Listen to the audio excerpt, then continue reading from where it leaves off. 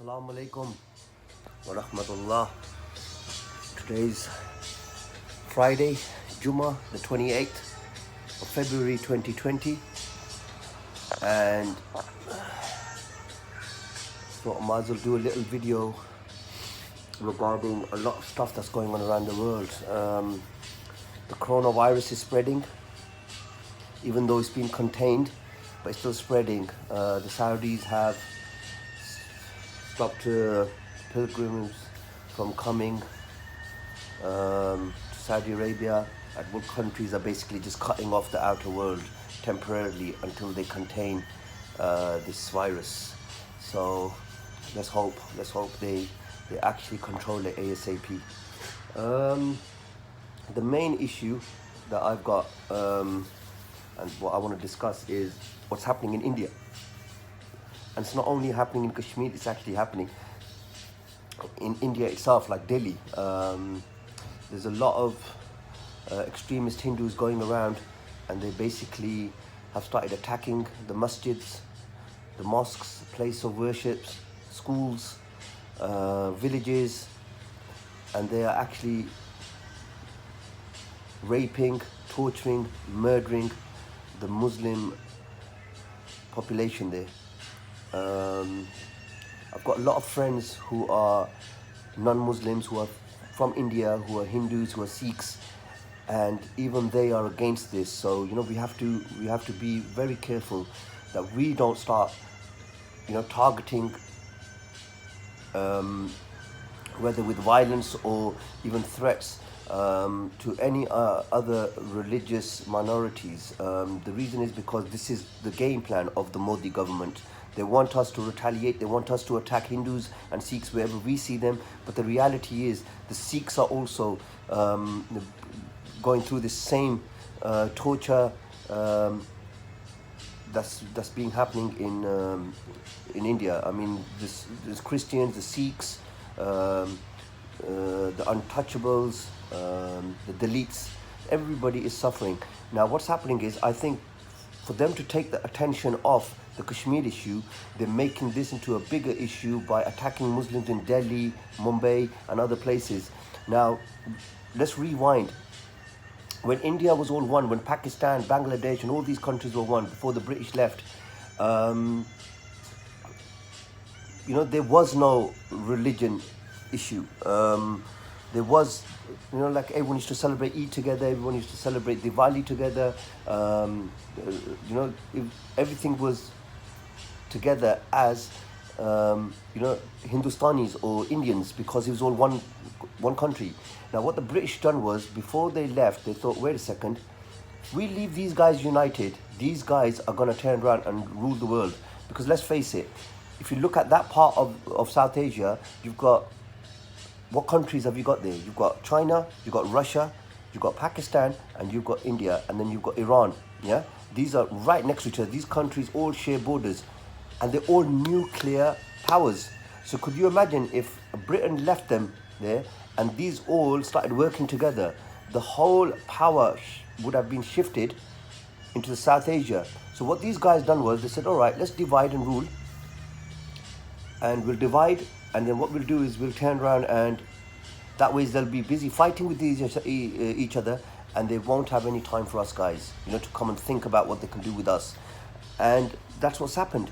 So we're glad that Pakistan, we don't have these issues, even though media says a lot of stuff. But from what I'm aware of, in Pakistan, and Imran Khan has clearly said, he said that, listen, no one is gonna threaten or target any minority religions in Pakistan because of this, because this is what the game plan was for the Modi government. They thought they're going to do this and it's going to be released on social media, even though they try to block it. But the ones that were released by the extremist Hindus. And what they done was, they wanted everyone around the world to see it. And hot-blooded the Muslims are, they're going to retaliate and they'll do something. And and there are extremist Muslims out there that will try to do this, try to retaliate with innocent Hindus in Pakistan that have nothing to do with this. Like I said, I've got friends that are Hindus and that are Sikhs, and they're against this themselves, because the way all these old school people used to think was that a united India is better than India that's split into groups or religious groups, if you know what I mean. Now, what's happened is now, I mean, it's really sad. You're seeing what they've done, man. These guys, they have nowhere to go. The women are actually just standing there with sticks now. And somebody sent me a video, which I released on Facebook as well. These guys are all guarding. I think they're in a graveyard, and they're standing in a graveyard. And the women are all on one side with sticks. They've got nothing else, and they're scared. And the guys are on the other side, and basically they're just waiting for death to just come. And they're praying that, oh God, please help us, because you've said to stand strong, and we've stood strong, but there's nothing we can do. And you know, that's a really sad place to be in, where you know there's no help. And that really broke my heart. But the thing is, though, now what we need to do is we need to understand, yeah, that we're not going to fall into this trap. We're not going to go and attack any minority religious minority just to get, you know, back at them, because that's what they want. We just need to turn around and share these messages as much as we can, because that's the only way that we're going to turn around and be able to stop this Modi government's plans. Now, as you're probably aware, Trump visited India a few days ago, and the Pakistani media is basically saying, oh, you know, he really spoke highly of Pakistan. The reality is, man, that Trump was only speaking nice of Pakistan. He didn't speak nice of Pakistan. He just said, oh, they're good friends of my, you know, Imran Khan and me have got a good relationship, just like me and Modi. And, we're, you know, there's always two sides of the story. The reason he's only doing that is to butter the Pakistanis up, because he needs the Pakistanis there to turn around and help him sign a peace treaty with the Taliban. Now, I'm going to make a prediction, and I hope I'm wrong. And so far, I've never been wrong. What's going to happen is once the Taliban and America sign this treaty, then you're going to see the American politics, you know, change. They're going to back up India, and they're going to turn around and help, because we all know Israel is helping India as well, because India is trying to basically carry out the same military control like the Israelis have been doing on Palestinians, and we all know that's not going to succeed. It's been going on for years, generations after generations, and it's not gonna continue, because they're not safe. And you know, once the citizens don't feel safe, don't want to be there. And if they don't want to be there, then all this whole setup is just a waste of time. Now, so my prediction is that, you know, Trump is only buttering up the Pakistani government at the moment, just until the Taliban's peace treaty is signed. Once that's done, you're going to see that they're going to use the Taliban and all the extremists, all this ISIS and everyone is going to turn around and then come in the aid of India, and they're going to come and kill their Muslim brothers and sisters. And that's just the way it is. It's a bitter truth, but that's just the way it is. Then you've got the Turkish president, Erdogan. Yeah, it's nice you saying all the shit that you're saying, but the reality is you're standing up for the Kashmiris in your words, but you are in Syria trying to support ISIS.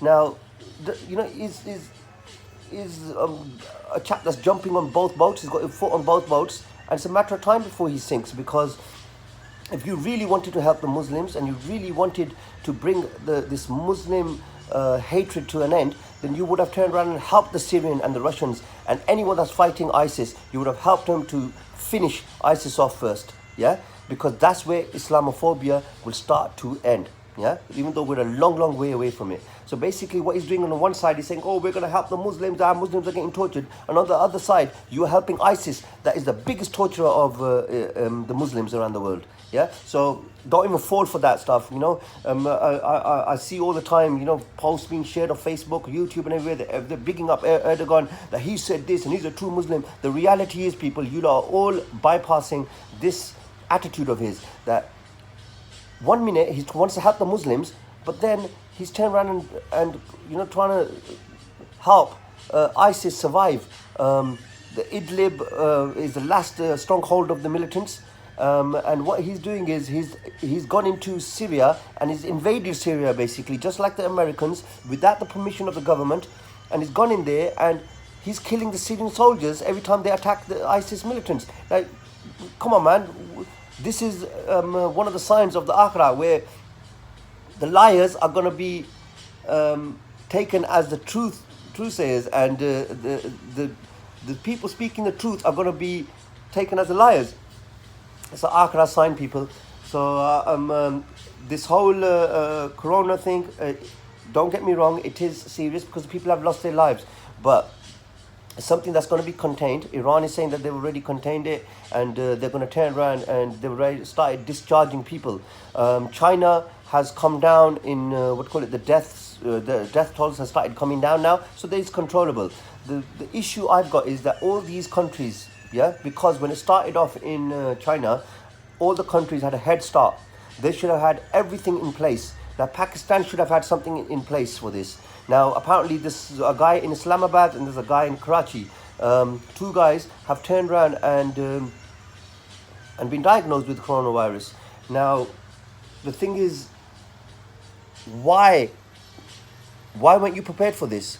Do you even have enough kits to check everyone? Why weren't the airports under lockdown? So now it's in there. Now you're saying to everyone, this is the Pakistani government. Oh, but basically, don't worry, nothing to panic about. Of course they're gonna panic because it's come in. You should have had everything in place, just like Britain, just like America, just like all the other countries around the world. Yeah, everyone should turn around and they should have been prepared for this. But they were telling everyone to calm down, and now it's gone into their countries. Yeah, so just don't believe everything you hear on social media. It's common sense, it's logic, and we need to understand. We need to understand what's going around. We're being fed a lot of bullshit out there in this world right now. The media, with me, I always look at what makes sense. I'll take, and what doesn't, and I'll be straight up with you.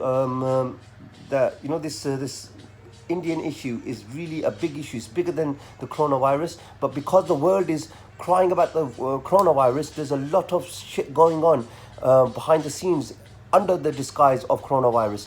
The Indian extremists are going around. They're killing hundreds and thousands of Muslims. Then you've got the Chinese. Chinese have started doing this as well. They've started killing people, and then later on when something comes out, they're going to say, yeah, these guys died of coronavirus issues. Yeah, so we need to be very careful. Now if South Asia is the hub of coronavirus, yeah, let me just leave you with this one simple question: if South Asia is the hub of coronavirus, what the hell was Trump doing in India? Because Afghanistan's got it, Pakistan's got it, Iran's got it, South Korea's got it, North Korea's got it, but nobody gives a shit about them, yeah, according to the Western media. So what makes you think India doesn't have it? And Trump, the big dog, was actually there. So you need to start asking questions. Don't just listen and jump onto the bandwagon or whatever you hear.